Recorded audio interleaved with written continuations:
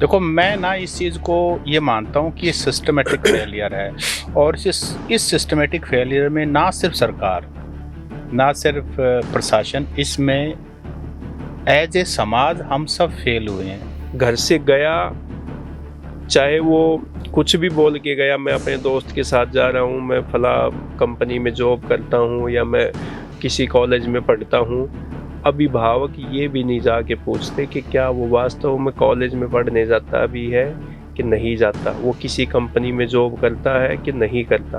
1857 में जब विद्रोह हुआ तो हरियाणा के गांव जला दिए थे, और वो इसलिए जलाए थे क्योंकि हमारे जो स्वतंत्रता सेनानी थे उन्होंने अंग्रेजों के खिलाफ विद्रोह कर दिया था। कुछ युवा ऐसे कि जो काम करना नहीं चाहते, काबिल होते हैं लेकिन करना नहीं चाहते। आप ये देखो, खेतों में कितने लोग अब खेती करते होंगे युवा, मुझे नहीं पता कि कोई अब आज के टाइम में खेत में जाके कस्सी उठा के काम करता होगा।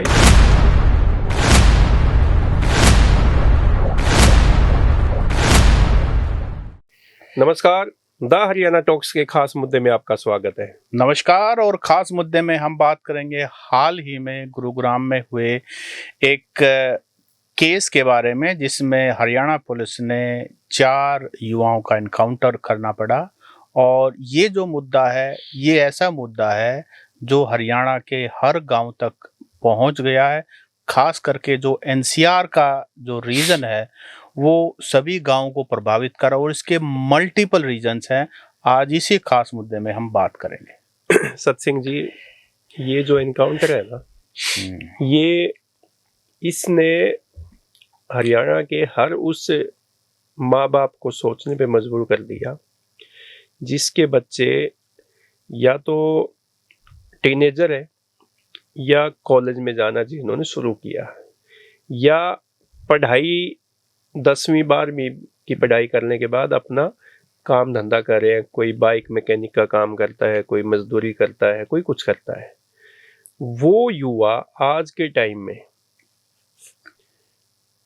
चकाचौंध की दुनिया में जल्दी पैसा कमाने के फेर में गैंगस्टर के चंगुल में फंसते जा रहे हैं।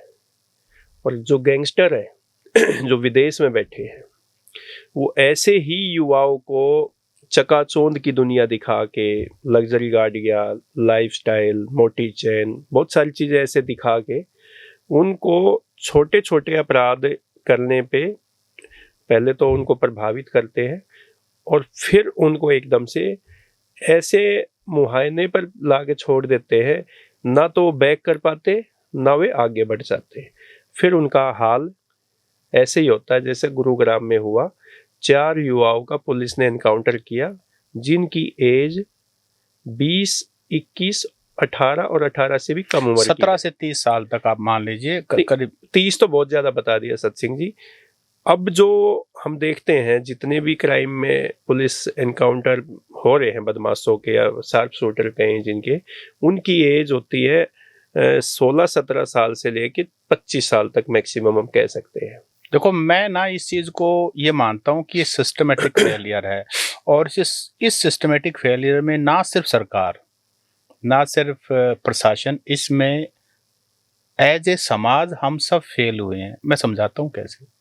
देखिए, सरकार की सबसे बड़ी जिम्मेदारी क्या होती है? सरकार की सबसे बड़ी जिम्मेदारी होती है कि सबको जान माल की सुरक्षा दे। सरकार की सबसे पहली जिम्मेदारी एक ऐसा माहौल क्रिएट करना होता है जिसमें सब सुकून की, शांति की सांस ले सके। सबसे पहले, अगर ये आज के दिन हो रहा है, चाहे ये सरकार हो, इससे पहले हो, उससे पहले रही हो, लेकिन ये सारा मामला पिछले 15 से 20 साल का, 2 दशक, 2.5 दशक का ये सारा मामला है। उससे पहले हरियाणा ऐसा नहीं था। मैं ये नहीं कहता कि क्राइम नहीं था, लेकिन गांव-गांव लेवल पर लगभग हर दूसरे घर में ये जो बीमारी है ये एंटर हो चुकी है। सिस्टमेटिक फेलियर क्यों कहा मैंने? सिस्टमेटिक फेलियर ये कहा, पहली जिम्मेदारी सरकार की जो मैंने बताई, सुकून और शांति का माहौल क्रिएट करना, सुरक्षा देना। दूसरी जिम्मेदारी, जो युवा हैं जिनको नेशन बिल्डर्स कहते हैं, उनको एक ऐसा प्लेटफॉर्म देना, उनको एक ऐसा रोजगार का जरिया देना जिससे जैसे ही वो स्कूल से पास आउट करें उनको कोई ना कोई रास्ता अपनी आंखों के सामने दिखाई दे जाए और उस पे मेहनत करके वहां तक वो पहुंच जाए।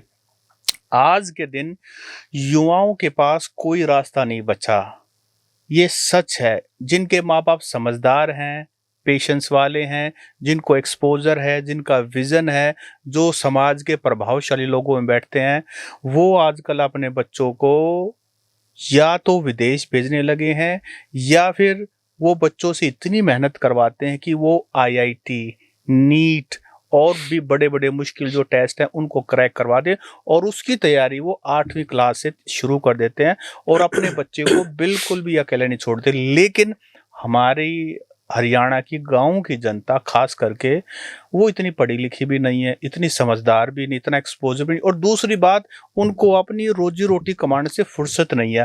पहले समाज की भी एक जिम्मेदारी होती थी। वो पीछे जब मैं और आप छोटे थे, आपको याद होगा, हम लुकम छिपाई खेलते हुए किसी के घर भी घुस जाते थे, ये ना, और घर से बाहर निकल के सुबह निकल के रोटी खा के और शाम को फिर घर घुसते थे।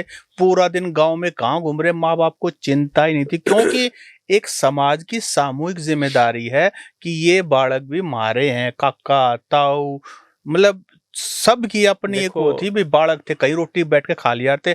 आज उस हरियाणा वही है, लेकिन हरियाणा में बहुत कुछ बदल चुका है। सत्सिंह जी, पहले जो है ना, एक तो होड़ नहीं थी पैसा कमाने की। पहले ऐसा नहीं था। पहले था कि बड़ों की इज्जत भी की जाती थी। चाहे मैंने तो ऐसे भी देखे हैं कि चाहे गांव में कोई युवक अगर अपराध की दुनिया में या कोई गलत काम में निकल भी गया, गांव की बात मैं बता रहा हूं, तो वो युवक जो है वो गांव में या आसपास में क्राइम नहीं करता था। ये उनकी इतनी शर्म रखते थे गांव के लोगों की, भाई कौन क्या कहेगा, फलाने का बच्चा है ये, फलाने, इसका दादा तो बहुत बढ़िया आदमी था, इसके पिताजी तो भी बहुत अच्छे इंसान है, कबड्डी के खिलाड़ी है, कोई कुछ है भाई, बहुत बढ़िया, इनकी खेती किसानी भी अच्छी है। मतलब ऐसी बातें सोच सोच के ही युवक कोई भी गलत काम करने से सोचता था। मैं आपको बताऊं, मैंने तो ऐसे भी देखे हैं गांव में। पहले क्या था, क्राइम ऐसे होता था कि जेब काटने का काम ज्यादा होता था। आपने कभी सुना हो तो, आज से 20-25 साल पहले की बात है। जेब कतरे होते थे, रोडवेज की बसों में, ट्रेन में, प्राइवेट बसों में जेब काटते थे, या किसी मेले में। तो गांव के युवक जेब काटते थे, तो वो गांव में नहीं आते थे।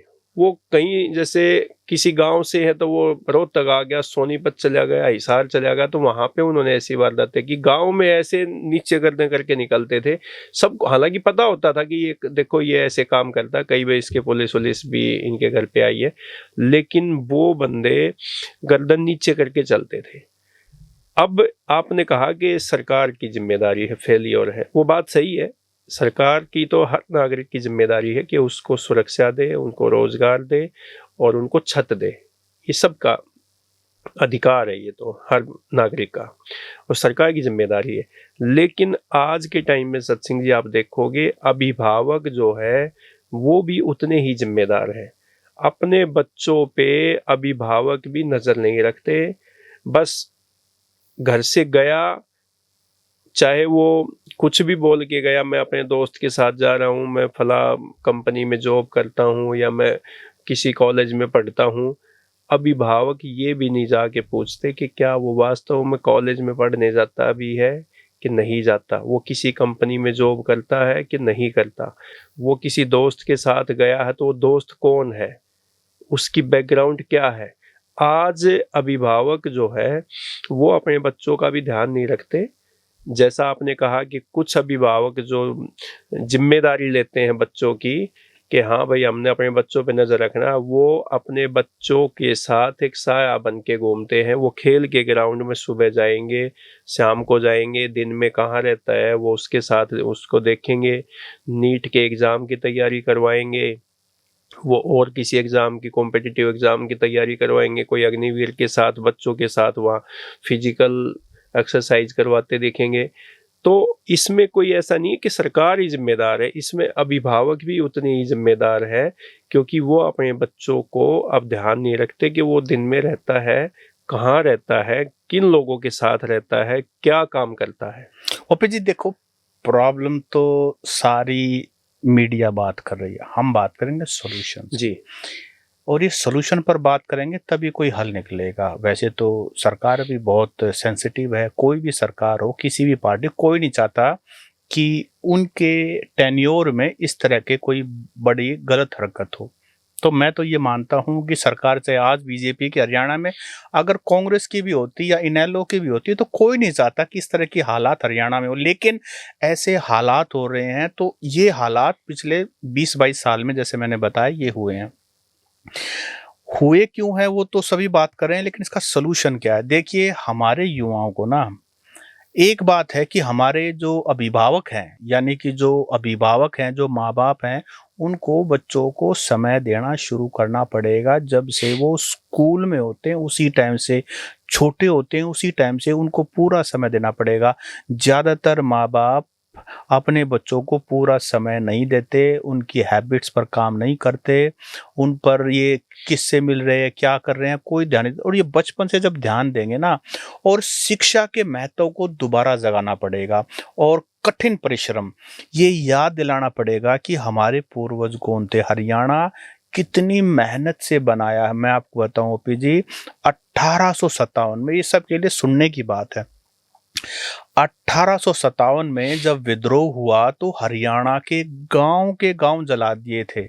और वो इसलिए जलाए थे क्योंकि हमारे जो स्वतंत्रता सेनानी थे, उन्होंने अंग्रेजों के खिलाफ विद्रोह कर दिया था, और हमारे यहाँ गांव के गांव जला दिए, और हमारे लोग जीरो से भी नीचे आ गए, जमीन के नीचे दफना दिए थे अंग्रेजों ने। प्रताड़ना बहुत ज्यादा की और थी। उसके बाद हमारे सूबे को पंजाब के साथ मिला दिया।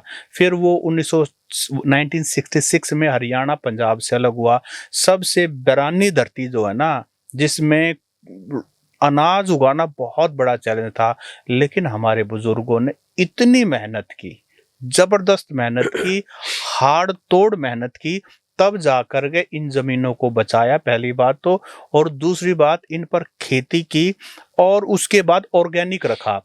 फिर इस 1970 में ग्रीन रेवोल्यूशन आया, फिर तो धीरे धीरे सरकार के लेवल पे चीजें बदली, लेकिन हमारे बुजुर्गों ने इस जमीनों पर, क्योंकि ज्यादातर ये जो बच्चे हैं ना, ये इस जमीनों के आसपास ही घूम रहे हैं, क्योंकि जिनके 2 खूड हैं वही ज्यादा उछल रहे हैं, क्योंकि वो खूड बिक जाते हैं लाखों के या करोड़ों के, और उसके बाद शिक्षा नहीं है, किसी के पास विजन नहीं है, और फिर वो मार धाड़ में घुसते हैं। ये ऐसा पैटर्न सामने देखने को आया है।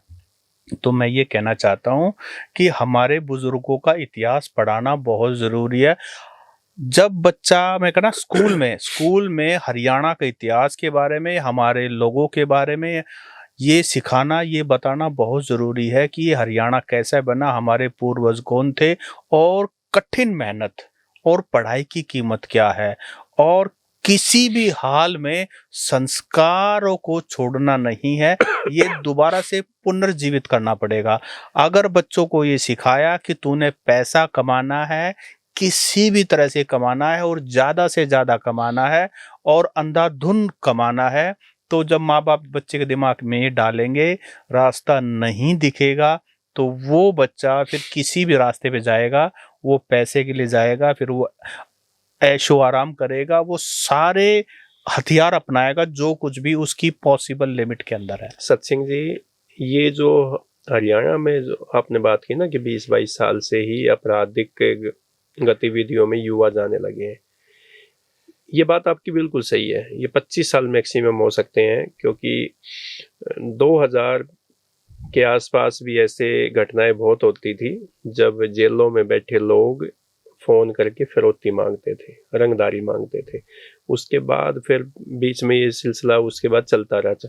लेकिन असल में ये जो युवाओं का जो अपराध की दुनिया में जाने का जो सिलसिला है ना, वो शुरू हुआ था दिल्ली सूबे से। जो दिल्ली सूबा है, जो बाहरी दिल्ली के गांव है, वहाँ पे जब जमीनें बिकनी शुरू हुई दिल्ली सूबे में, नजफगढ़ के आसपास के गांव में, तो वहाँ पे होड़ लग गई। जिसकी जमीन बिकी, एक तो आर्म्स लाइसेंस सबसे उनकी प्राथमिकता में था युवाओं की, उसके बाद बड़ी सी लग्जरी कोठी आलीशान, ये जो चकाचौंध की, फिर उसके बाद बड़ी हैवी गाड़ी। उस टाइम पे तो अब तो ये थार थोर को ज़्यादा वो मानते हैं, इससे पहले वहाँ पे कई और गाड़ियाँ चलती थी, सुमो होती थी, स्कॉर्पियो होती थी और कई गाड़ियाँ होती थी। तो फिर वो गाड़ियाँ, हैवी हैवी गाड़ियाँ, फिर जिसकी ज़मीन बिकी उसके साथ आसपास के उसके गांव के, गली के, मोहल्ले के जो जवान बच्चे थे वो उसके साथ लग जाते थे। वो फिर गाड़ियों में घुमाता, लाइसेंस बनवा देता, फिर एक दो गतिविधियां, शराब के ठेके लेने शुरू कर दिए, जमीनों पे कब्जे करने शुरू कर दिए। ये दिल्ली सूबे में सबसे ज्यादा ये शुरुआत हुई थी। दिल्ली सूबा बिल्कुल बर्बाद हो गए थे, गांव के गांव बर्बाद हो गए थे। दिल्ली सूबे में ऐसा भी हो गया था कि इतना आपस में पैसे की वेस्टेज हुई, पैसा क्योंकि संभल नहीं पाया ना, जमीन का पैसा तो जमीन में ही चला जाता है। तो वो पैसे में जैसे ऐसा भी हुआ कि हथियार के लाइसेंस ले लिए और उसके बाद महंगी गाड़ियां ले ली, मोटी मोटी चैन बनवा ली, मकान बना दिए, लेकिन मकानों में ऐन वक्त पे ऐसे भी हालात हो गए कि उनके दरवाजे तक नहीं चढ़े, क्योंकि इतनी बड़ी कोठी का निर्माण शुरू कर दिया कि उसके पैसे खत्म हो गए। फिर वो इज्जत पे बात आ गई। फिर नहीं, उसके बाद गुरुग्राम में जब हुआ ना, गुरुग्राम में ये 2004 के बाद एकदम से जमीनें महंगी हुई, बूम आया, उसने भी बहुत दिमाग खराब किया। करोड़ों की जब जमीनें बिकने लगी और वहां के स्थानीय लोगों को, जिनके लिए मतलब मैं 100 रुपये भी बड़ी बात होती, उनके अकाउंट में जब करोड़ों रुपए आए और उन्होंने बड़ी बड़ी गाड़ियां, बड़ी बड़ी कोठियां, वो एक्चुअली बाय एजुकेशन और मेंटल जो उनकी कैपेसिटी थी, मेंटल जो उनकी कॉम्पिटेंसी थी, वो तो वही थी ना। ठीक है, बैंक अकाउंट आपका बढ़ गया है, लेकिन दुनिया को समझने की, अकाउंट्स को समझने की, फाइनेंस को समझने की, वो तो कॉम्पिटेंसी नहीं थी ना। और फिर युवा पीढ़ी ऐसे ही खराब हुई, पंचायतें भी हुई, सब कुछ हुई, लेकिन कोई सोल्यूशन नहीं हुआ। हरियाणा में जो क्राइम घुसा ना सत सिंह जी, वो घुसा जैसे सबसे पहले है बहादुरगढ़ के आसपास। आप देखोगे, पुराना इतिहास उठा लो, एक पुलिस के जो क्राइम में लंबे समय तक रहते हैं, जो सीआईए और क्राइम ब्रांच में रहते हैं, वो बताते हैं कि सबसे ज्यादा जो मर्डर होते थे, गैंगवार होती थी, जमीनों पे कब्जे होते थे, फिरौती रंगदारी मांगी जाती थी, वो गुरुग्राम से भी ज्यादा बहादुरगढ़ के आसपास। फिर उसके बाद जमीनों के रेट हाई हो गए, चंडीगढ़ वाला जो हाईवे है सोनीपत के पास, आप देखोगे फिर सोनीपत में कई गैंगवार शुरू हुए, नए गैंगस्टर। लेकिन समस्या पता कहाँ है? हुए जब ये क्रिमिनल लोगों को राजनीति में लाया गया, नहीं, राजनीतिक संरक्षण मिला, नहीं संरक्षण मिला, और इन लोगों ने चुनाव भी लड़ा, और चुनाव लड़ा, उसके बाद लोगों की मजबूरी होगी इनसे संपर्क बनाना, और लोगों को ये एग्जाम्पल लग गया कि इस तरह से भी कामयाबी पाई जा सकती है। आज इस व्यक्ति के पास सब कुछ है, इसका मतलब ये एक सक्सेस मॉडल है। अगर ये कर सकता है तो हम क्यों नहीं कर सकते? शॉर्टकट लगने वहीं से शुरू हुए, और नेताओं ने अपनी राजनीति चमकाने के लिए अपने नारे लगवाए मुख्यमंत्री बनने के, और उनको उनका राजनीतिक इस्तेमाल किया उनको, और उनके पर कोई केस हो जाता थाने में छुड़वाया, 302 के मामले भी छुड़वाए, वो पुलिस वाले छुड़वाए दबाव लगा करके।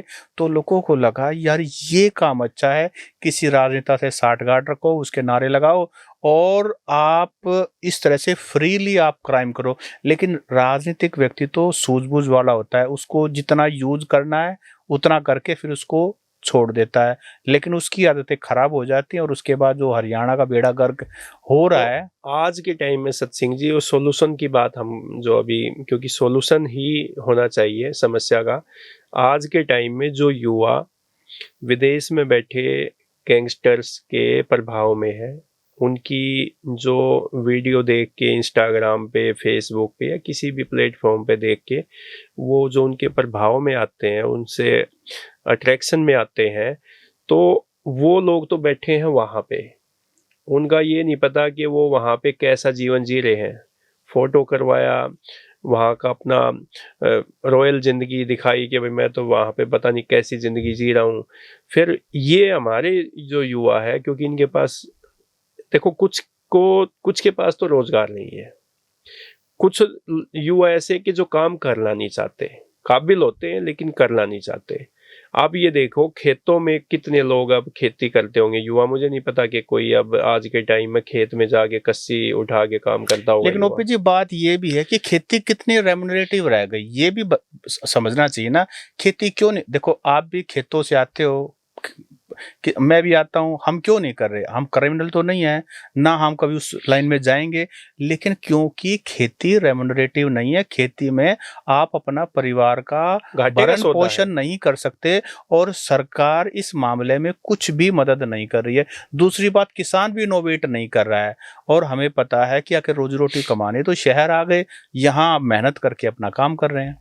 लेकिन युवा सत्सिंह जी इस बात को भूल जाते हैं चकाचौंध की दुनिया में जाने के लिए कि बहुत जल्दी आप पैसा कमा लोगे, बहुत कुछ ये कर लोगे, लेकिन इनकी जिंदगी बहुत छोटी होती है। ओपी जी वो सारी बातें ठीक है। जिंदगी छोटी इसलिए होती है कि कहीं ना कहीं पुलिस के आप गोली का निशाना बनोगे, कहीं ना कहीं आप जिंदगी खुल के तो जी नहीं सकते ना। एक अपराधी कोई अगर किसी क्राइम में उसने एंटर कर भी लिया तो आप ये देखिए वो अपने परिवार के साथ नहीं जा सकता, वो मार्केट में जाके परिवार को शॉपिंग नहीं करवा सकता, वो किसी गोलगप्पे की रेहड़ी पे जाके गोलगप्पे नहीं खा सकता, वो सैलून पे जाके अपने बाल नहीं कटवा शांति से सकता, क्योंकि उनको इतना डर होता है गैंगवार में आपस में, या पुलिस का डर, या एंटी ग्रुप का डर, कि वो चैन से जिंदगी जी ही नहीं सकते।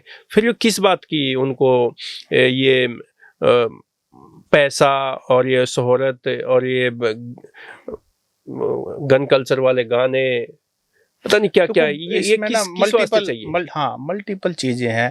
देखो एक तो बात ये है कि माँ बाप को अपने बच्चों को बहुत ही छोटी उम्र में पकड़ना पड़ेगा और उनको आइसोलेट करना पड़ेगा।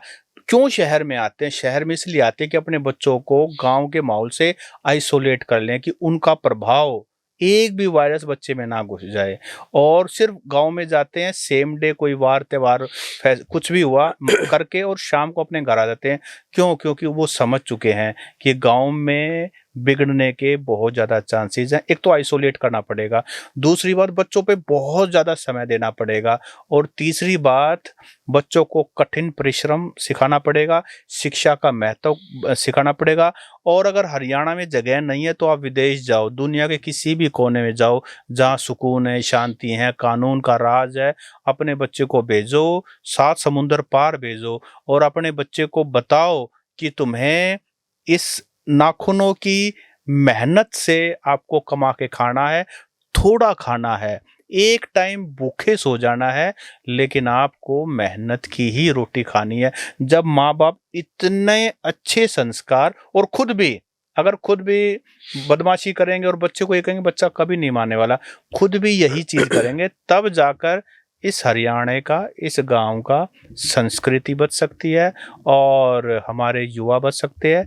नहीं तो मैं तो बहुत ज़्यादा इस बात को लेकर के चिंतित हूँ कि आने वाले समय में हरियाणा के गांव का जो हाल होने वाला है ना, वो कोई बहुत अच्छा नहीं है। तो दोस्तों आप बताइए कि जो गांव के युवा है या शहर के युवा भी हैं, वो किस दिशा में जा रहे हैं, और माँ बाप की, शासन की, प्रशासन की और समाज की क्या जिम्मेदारी है कि इन युवाओं को भटकने से कैसे रोका जाए, इन युवाओं को संस्कार और संस्कृति के बारे में कैसे जागरूक किया जाए। ये आप हमें कमेंट करके दे सकते हैं, क्योंकि आज हालात बहुत ज़्यादा ख़राब हो चुके हैं। जब एक जवान युवा, चाहे वो पुलिस एनकाउंटर में मरता है, चाहे वो गैंगवार में मरता है, लेकिन आखिर में उस परिवार को ये सब भुगतना पड़ता है। नमस्कार। नमस्कार।